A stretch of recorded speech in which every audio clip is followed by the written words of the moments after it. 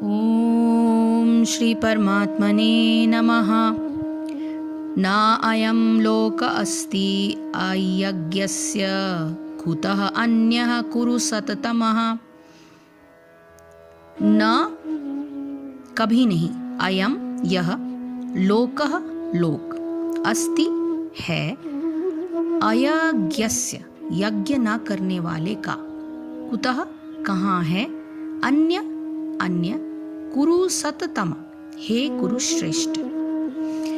हे कुरुश्रेष्ठ, जब यज्ञ के बिना मनुष्य इस लोक में या इस जीवन में ही सुखपूर्वक नहीं रह सकता, तो फिर अगले जन्म में कैसे रह सकेगा। मनुष्य इस लोक में चाहे जिस रूप में रहे, वो अपने स्वरूप से अनभिज्ञ रहता है। दूसरे शब्दों में भौतिक जगत में हमारा अस्तित्व हमारे पाप पूर्ण जीवन के बहुगुणित फलों के कारण है। अज्ञान ही पाप पूर्ण जीवन का कारण है और पाप पूर्ण जीवन ही इस भौतिक जगत में अस्तित्व का कारण है। मनुष्य जीवन ही वह द्वार है जिससे होकर इस बंधन से बाहर निकला जा सकता है। अतः वेद हमें धर्म, अर्थ, काम तथा मोक्ष का मार्ग दिखलाकर बाहर निकलने का अवसर प्रदान करते हैं। धर्म या ऊपर संस्तुत अनेक प्रकार के यज्ञ हमारी आर्थिक समस्याओं को स्वतः हल कर देते हैं। जनसंख्या में वृद्धि होने पर भी यज्ञ संपन्न करने से हमें प्रचुर भोजन, प्रचुर दूध इत्यादि मिलता रहता है। जब शरीर की आवश्यकता पूर्ण हो जाती है तो इंद्रियों को तुष्ट करने की बारी आती है। अतः वेदों में नियमित इंद्रिय तृप्ति के लिए पवित्र विवाह का विधान है। इस प्रकार मनुष्य भौतिक बंधन से क्रमशः छूटकर उच्च पद की ओर अग्रसर होता है और मुक्त जीवन की पूर्णता परमेश्वर का सानिध्य प्राप्त करने में है। यह पूर्णता यज्ञ संपन्न करके ही प्राप्त की जाती है, जैसे कि पहले बताया जा चुका है। फिर भी यदि कोई व्यक्ति वेदों के अनुसार यज्ञ करने के लिए तत्पर नहीं होता, तो वह इस शरीर में सुखी जीवन की कैसे आशा कर सकता है। फिर दूसरे लोक में दूसरे शरीर से सुखी जीवन की आशा तो व्यर्थ ही है। विभिन्न स्वर्गों में भिन्न भिन्न प्रकार की जीवन सुविधाएं हैं और जो लोग यज्ञ करने में लगे हैं उनके लिए तो सर्वत्र परम सुख मिलता है।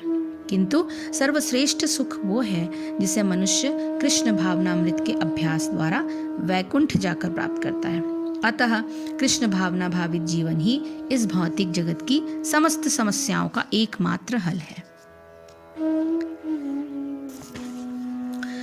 यज्ञ शेष ही अमृत।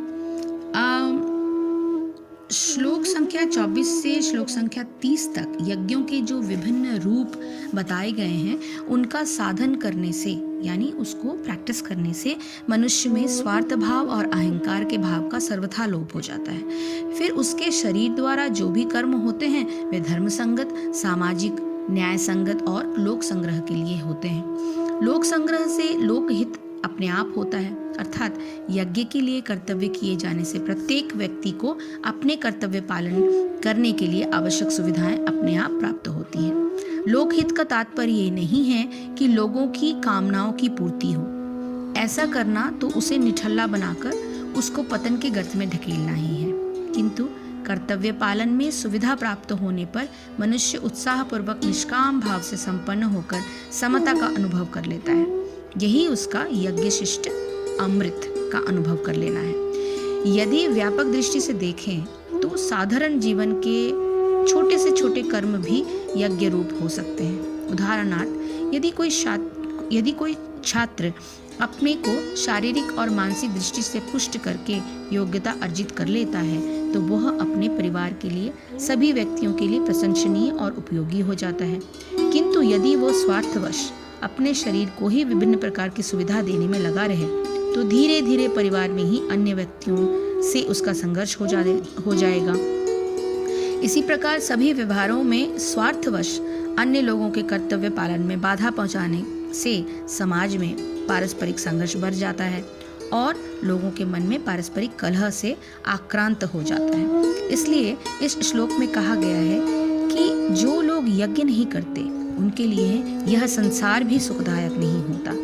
ऐसे व्यक्तियों द्वारा स्वार्थवश कामना पूर्ति के लिए किए जाने वाले कर्मों से विभिन्न प्रकार के पाप आचरण भी होते हैं। ऐसे पाप कर्मों का फल भोगने के लिए उन्हें मरणोत्तर काल में नीच योनियों में जन्म लेना पड़ता है। इसीलिए इस श्लोक में कहा गया है कि उनके लिए परलोक भी सुखदायक नहीं होता। इसे यह नहीं समझना चाहिए कि यज्ञ करने वाले को आवश्यक सांसारिक भोग प्राप्त नहीं होंगे।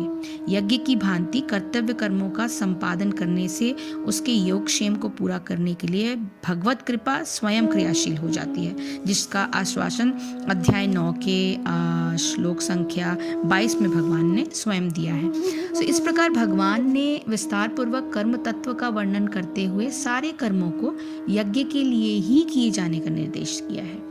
24वें श्लोक से 30वें श्लोक तक विविध श्रेणियों के यज्ञों का भी विवेचन करते हुए ये संकेत दिया गया है कि कल्याण प्राप्ति के लिए सतत निरासक्त भाव से कर्मों को यज्ञ रूप से करते रहना प्रत्येक मनुष्य के लिए संभव है। अपने स्वभाव, परिस्थिति इत्यादि को देखते हुए मनुष्य को यह सावधानी रखनी चाहिए कि प्रतिक्षण जो कर्म वह करे वो इन श्लोकों में दिए गए विभिन्न श्रेणियों के यज्ञों में से किसी यज्ञ के रूप से ही किया जाए। ऐसा करके वो इसी जीवन में परम पद प्राप्त करने के योग्य बन जाता है। इन श्रेणियों के यज्ञों का वर्णन केवल मनुष्य की सुविधा के लिए ही है, इसलिए अतिरिक्त यज्ञों के रूप अनेक प्रकार के हो सकते हैं। इसे स्पष्ट करते हुए भगवान आगे के श्लोकों का वर्णन करते हैं। हरे कृष्ण कृष्ण कृष्ण हरे हरे, हरे राम राम राम हरे हरे। जय श्री कृष्ण, जय गुरुदेव।